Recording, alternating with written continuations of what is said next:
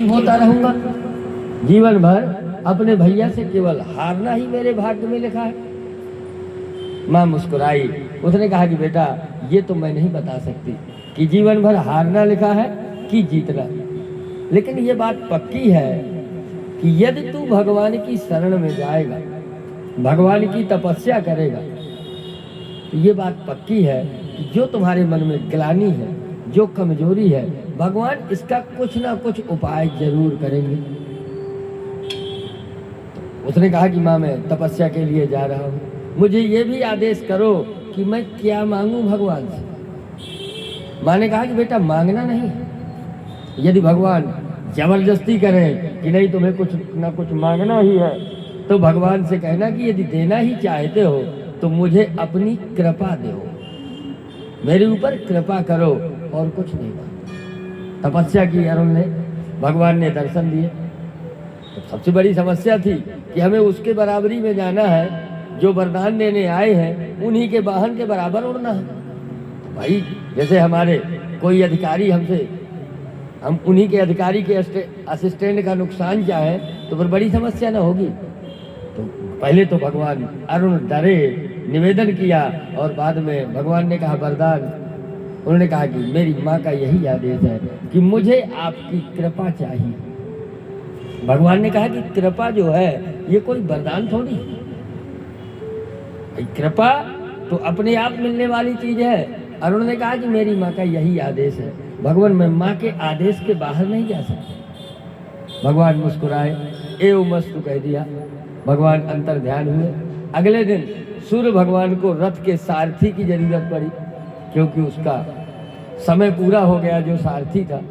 तो अरुण, देखिए, उनका प्रारब्ध था कि तुम विकलांग ही रहोगे, तो विकलांग ही बने रहे, लेकिन बैठ कहाँ गए? सूर्य भगवान के रथ को चलाने वाले बन गए। तो गरुड़ को तो जब कभी दौड़ना है, लेकिन अरुण को तो परमानेंट चलना है। दूसरी बात, जब गरुड़ अपने भाई से मिलने जाते हैं तो 3 बार सूर्य भगवान से कहते हैं कि महाराज, थोड़ी गर्मी तो रोक ले, मैं भाई भाई से तो मिलने।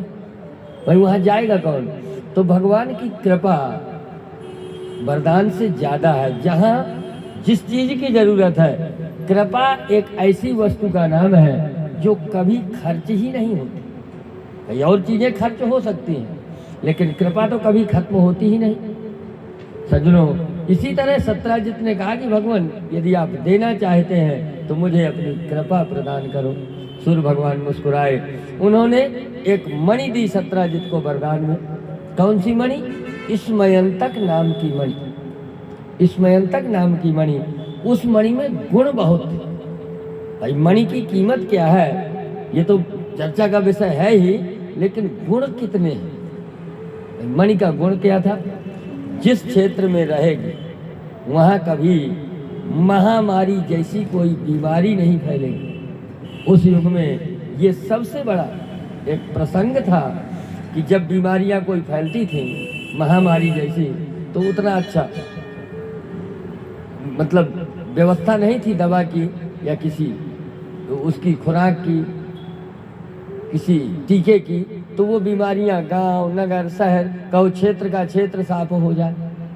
तो जहां ये मणि रहेगी वहां महामारी जैसी कोई संक्रामक बीमारी नहीं प्रवेश करेगी। जहां मणि अनवरत रहेगी वहां कभी अभक्ष नहीं होगा।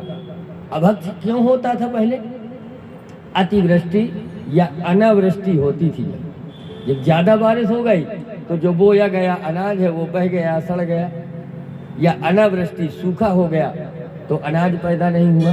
पहले का युग ऐसा था सज्जनों कि एक गांव में, एक नगर में 1 या 2 व्यक्ति ऐसे होते थे जो ये क्षमता रखते थे कि वो सबकी जरूरतें पूरी करते थे, और पूरा गांव, पूरा नगर उन्हीं के ऊपर निर्भर होता था। कहो ये जमींदार है, ये मुखिया जी है, या ये राजा साहब है। तभी तो हमारे पूर्वज भगवान से क्या मांगते थे? पहले के पूर्वज भगवान से जो जरूरत थी वो मांगते थे। क्या? साईं इतना दीजिए और जामे कुटुंब समाए, और मैं भी भूखा ना रहूं, अतिथि न भूखा जाए। सबसे बड़ी बात है कि भगवान ने आज वो दिया। आज हमारे किसी के पास इतनी कमी नहीं है कि हम अपने मेहमान का स्वागत न कर सकें या स्वयं पेट में भोजन न कर सकें, कि किसी के है इतनी बड़ी कमजोरी। भगवान ने वो दिया है जो हमारे पूर्वज मांगते आए हैं, वो दिया है। लेकिन फिर भी पहले की अपेक्षा हम आप आज व्यस्त ज़्यादा बिजी हैं, क्योंकि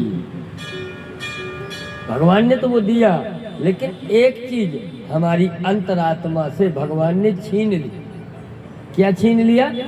संतुष्टि। आज हम सब लोग आगे की तरफ इतनी जिज्ञासा में बंध चुके हैं कि जो जहां तक पहुंच गया वहां पहुंचने के बाद भी वो संतुष्ट नहीं। इसका एक उदाहरण कि आज जिसके पास मान लो एक सीमा है कि 10 रुपया का प्रतिदिन का फायदा है, तो वो 100 के चक्कर में है, 100 वाला 1000 के चक्कर में है। जो छतरपुर तक आ गया है वो भोपाल की सोच रहा है, भोपाल वाला शायद अमेरिका की सोच रहा है। समय किसी के पास नहीं है। संतुष्टि और जरूरतें, सबकी जरूरतें तो सबकी पूरी हो जाए। सज्जनों, इसीलिए हमारे संतों ने लिखा है, गोधन गोधन गजधन बाजधन और सकल धन खान, और जब आवे संतोष धन सब धन धूरी समान। संतुष्टि की कमी है।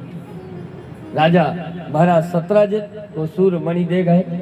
जो इसकी पूजा करेगा प्रतिदिन उसको 1.25 रत्ती सोना इस मणि से निकलेगा, झड़ेगा। महाराज सत्राजित जब मणि को लेकर के आए, सभी लोग उनके यहाँ अनेकों तरह से बधाइयाँ देने के लिए उपलब्ध हुए। बहुत बड़ा वरदान था, दुनिया की सबसे कीमती मणि थी। कुछ लोगों ने एक मंत्रणा की महाराज सत्राजित से कि आप बहुत बड़े तपस्वी हैं, मणि भी आपकी है, इससे जो निकलने वाला फायदा है वो भी आपका है, इससे जो सोना निकलता है वो भी आप लेते जाओ। पर ये मणि जो है, इसके रखने के लिए आपके पास उचित स्थान नहीं। मणि रखने के लिए आप द्वारकाधीश की सभा का चुनाव करो कि द्वारकाधीश के सभा में इस मणि को स्थापित करो, तो मणि की शोभा भी बढ़ेगी और सभा की शोभा भी बढ़ेगी। पर सत्राजित को ये बात अच्छी नहीं लगी। उन्होंने उस मणि को एक लॉकेट जैसा बनवा लिया, जैसे गले में बांधने के लिए बनवाते हैं। जब कभी किसी उत्सव में, किसी पार्टी में जाते थे तो गले में बांध करके, डाल करके जाते थे। एक दिन सत्राजित के छोटे भाई प्रसेन मणि को गले में डाले हुए घूमते रहे और अचानक प्रसेन गायब हो गए।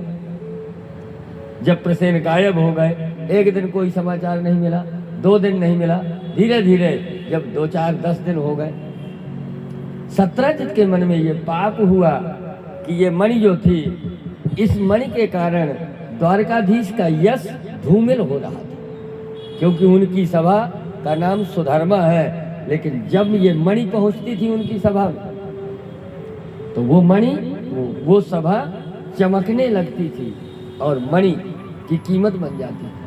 शायद द्वारकाधीश ने मणि के लोभ में मेरे भाई को मरवा दिया है। ये मन में प्रसंग आया। सत्राजित अंतापुर में जब शयन कक्ष में गए तो सत्राजित ने ये चर्चा और तो किसी से नहीं की, पर अपनी धर्म पत्नी से ये चर्चा की कि मुझे ये पाप है कि ये मणि के लोभ में द्वारकाधीश ने मेरे भाई को मरवा दिया। परंतु अपनी पत्नी से कहा, परंतु ये अभी बात किसी से कहने की जरूरत नहीं, क्योंकि ये बात अप्रमाणित है, प्रमाणित नहीं है। इस बात का हमारे पास कोई ठोस सबूत नहीं। माताओं में ये परेशानी होती थी पहले के युग में, आज के ज़माने में तो बिल्कुल नहीं है। आज की माताएं नाराज न हो, पहले के युग में समस्या थी कि यदि किसी बात का प्रचार करना है तो घर में ये कह दो कि ये बात किसी से बताना नहीं, तो पहली बाल्टी जो कुआं में जाएगी उसी बाल्टी में बता दिया जाएगा कि ये तो मना कर रहे थे पर मैंने तुमसे यह बता दिया। पहले के ज़माने में, अब तो जब कुआं ही नहीं जाना तो बताएंगे किससे कि धोखे से फ़ोन लग जाता है। देखिए, एक स्त्री यदि चाहे तो घर को स्वर्ग बना सकती है, और यदि संयम से रहे तो घर वैकुंठ बन सकता है। और यदि स्त्री का स्वभाव बदल जाए तो एक दिन में भर्तृहरि जैसे ज्ञानी राजा एक दिन में सन्यासी बन गए। राजा भर्तृहरि बहुत बड़े ज्ञानी थे पर एक दिन में सन्यासी बन गए। संगीत श्रृंगार शतक में उनका चरित्र बताया गया है एक श्लोक में, याम चिंतयामि सततम मयिसा विरक्ता साप्यन्यमिच्छति जनम स्वजनोन्यसक्ता अस्मत्कृते च परितुष्यति काचिदन्या धिक्तांच तंच मदनांच इमांच मांचो। एक बार उनकी एक रानी थी, बहुत स्नेह करते थे उस रानी से। एक दिन उन्होंने उस रानी को अपनी एक कोई विशेष कीमती हार जो गिनती के राजाओं के पास था, अपनी रानी को जन्मदिन में उपहार स्वरूप दिया। और कुछ दिन बाद राजा के यहाँ उत्सव हुआ तो वही हार एक वेश्या राजा के गले में डाल गई। राजा का दिमाग गड़बड़ कि ये हार, दुनिया में ऐसे हार 2-3 है जो इस राजा के पास है, इस राजा के पास और मेरे पास। मैंने अपनी रानी को उपहार में दिया था और न तो मेरे यहाँ न जन्मोत्सव हुआ, न कोई ऐसा विवाह का फंक्शन हुआ कि मेरी रानी ने इस वेश्या को दिया हो। आखिर ये हार आया कहाँ से इसके पास? राजा ने अपने गुप्तचर बड़े शांति से लगाए। रानी का स्नेह किसी सैनिक के ऊपर ज्यादा था, उसने उसको दे दिया। वो सैनिक वेश्या से आसक्त था, वो हार उसके पास पहुंच गया। वेश्या की नजरों में राजा से अच्छा कोई था ही नहीं।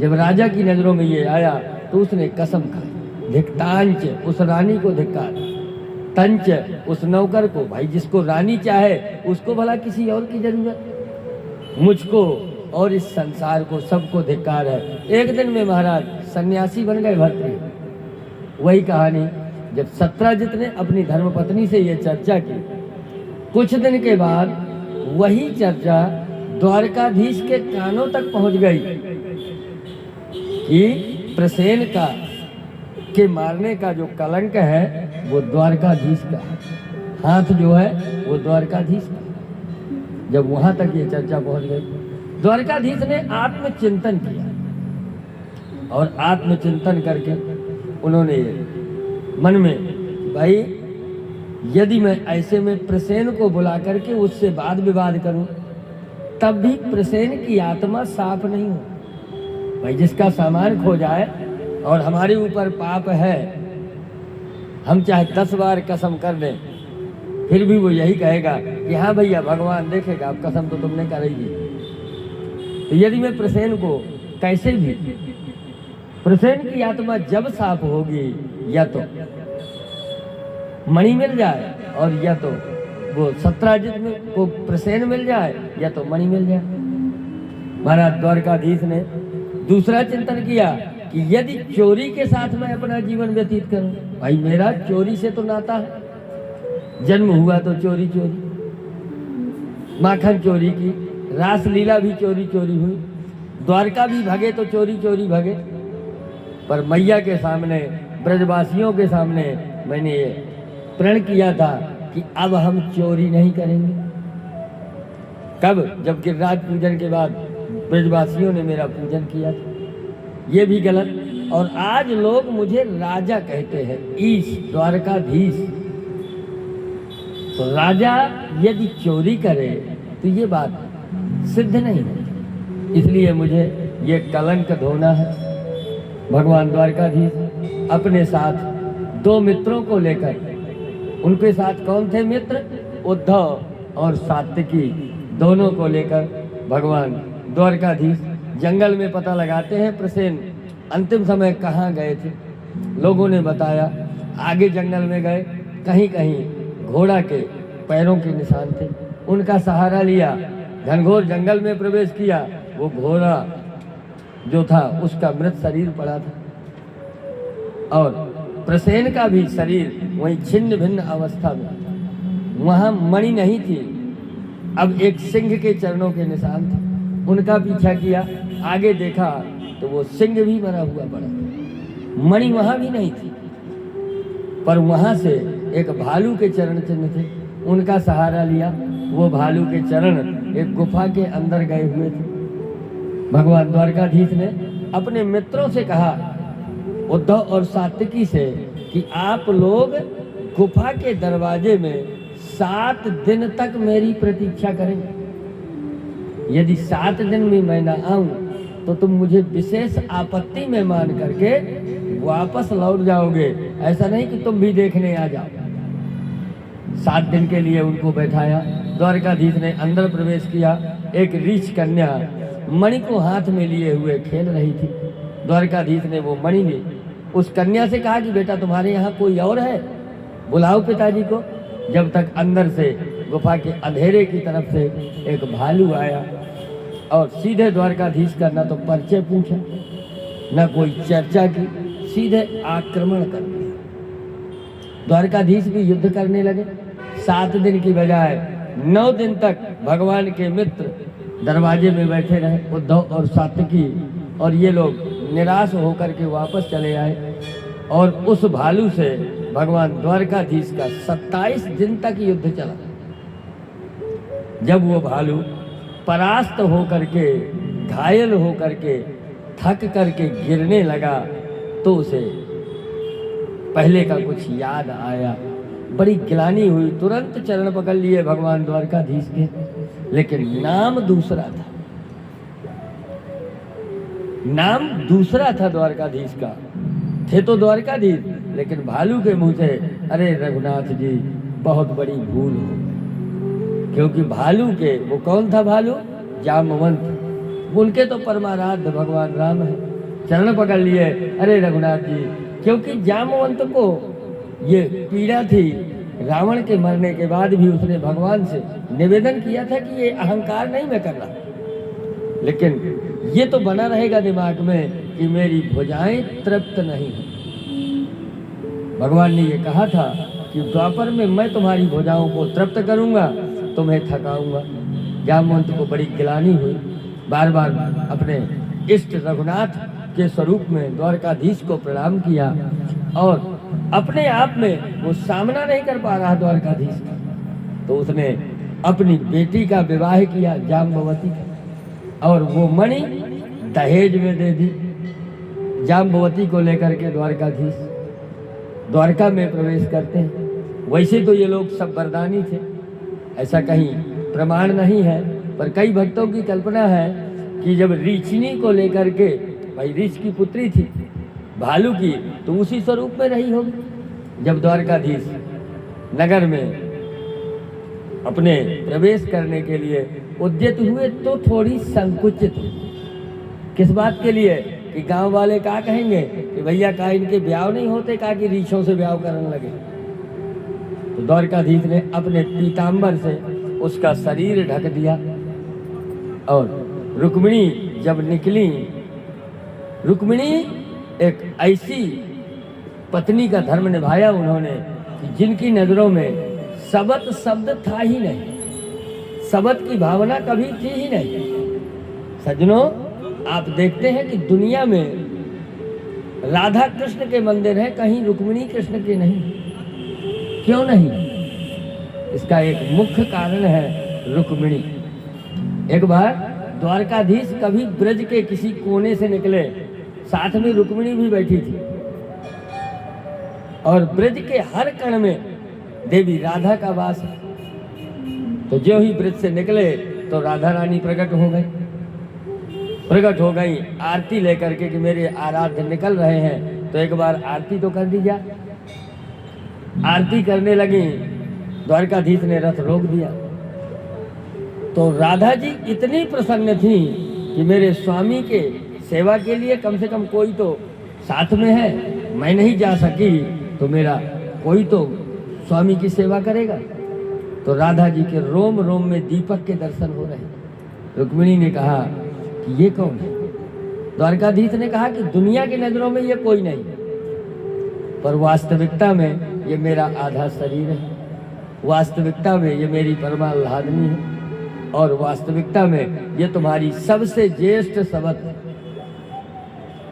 रुक्मिणी ने कहा कि ये सबत है? क्या सबत एक दूसरी सबत का इतना बड़ा सम्मान कर सकती है? यदि इसने मेरा इतना बड़ा सम्मान किया है तो मैं एक सम्मान दे रही हूं।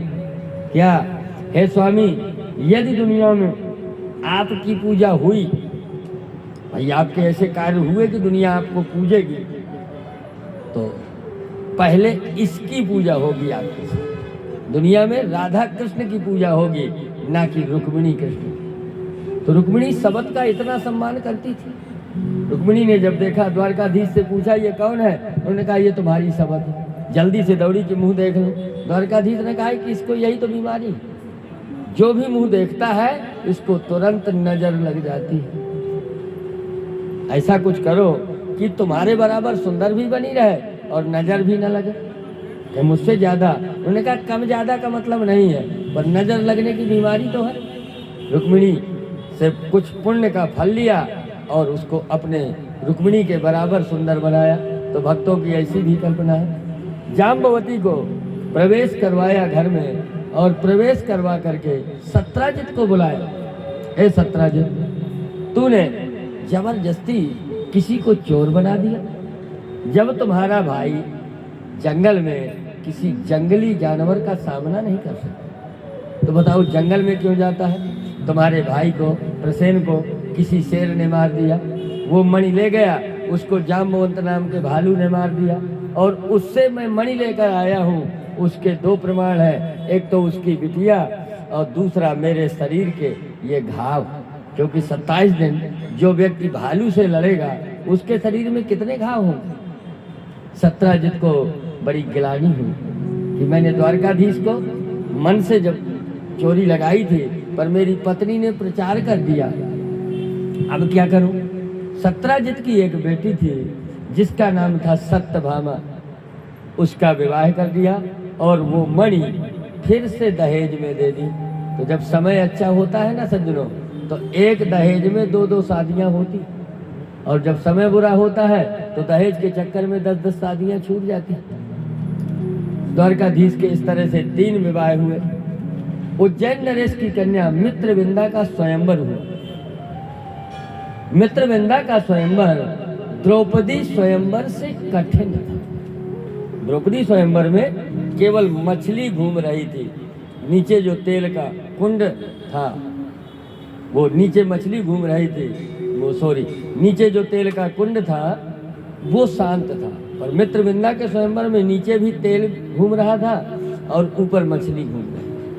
द्वारकाधीश ने वहां से मित्रविंदा को स्वयंवर में प्राप्त किया। और कालिंदी, जब भगवान द्वारकाधीश और अर्जुन खांडव वन को जला के आ रहे थे, तो आधे रास्ते में द्वारकाधीश पैदल थे, थोड़ी पीछे थे, अर्जुन आगे थे। कालिंदी आसन वासन बिछा करके तपस्या के लिए तैयार हो रही थी। अर्जुन ने पूछा कि देवी कौन हो, क्या कर रही हो? कालिंदी ने कहा कि मैं कालिंदेति समाख्याता बसामि यमुना जले, मैं यमुना के जल में निवास करती हूँ, मेरा कालिंदी ऐसा नाम है। क्या चाहती हो, क्यों भगवान को बुला रही हो? उसने कहा कि मैं ये चाहती हूँ, हर जब भी द्वापर युग आता है, द्वापर युग के अंत में भगवान द्वारकाधीश आकर के मेरा वरण करते हैं। आज द्वापर का अंतिम चरण चल रहा है, पर द्वारकाधीश के अभी दर्शन नहीं हुए, इसलिए मैं चाहती हूँ कि मेरा वरण करें, उसके लिए मैं तपस्या में बैठना चाहती हूँ। महाराज अर्जुन ने कहा, देवी तपस्या के चक्कर में न पड़ो, जल्दी से माला बनाओ। क्यों? क्योंकि वरदान मिल गया, तुम तपस्या का नाम ले रही हो, वरदान मिल गया। जल्दी से माला तैयार की। उन्होंने कहा कि मेरे पीछे जो आ रहे हैं वही द्वारकाधीश हैं। कालिंदी ने माला पहनाई प्रणाम किया। इस तरह से कालिंदी का विवाह हुआ। सत्या काशी नरेश की कन्या थी, उसका हरण हुआ। ऐसे करके भगवान के मूल रूप से 8 विवाह हुए। बोलिए द्वारकाधीश भगवान की जय। 8 विवाह हुए। सभी विवाहों में समय के अनुसार, देश काल परिस्थिति के अनुसार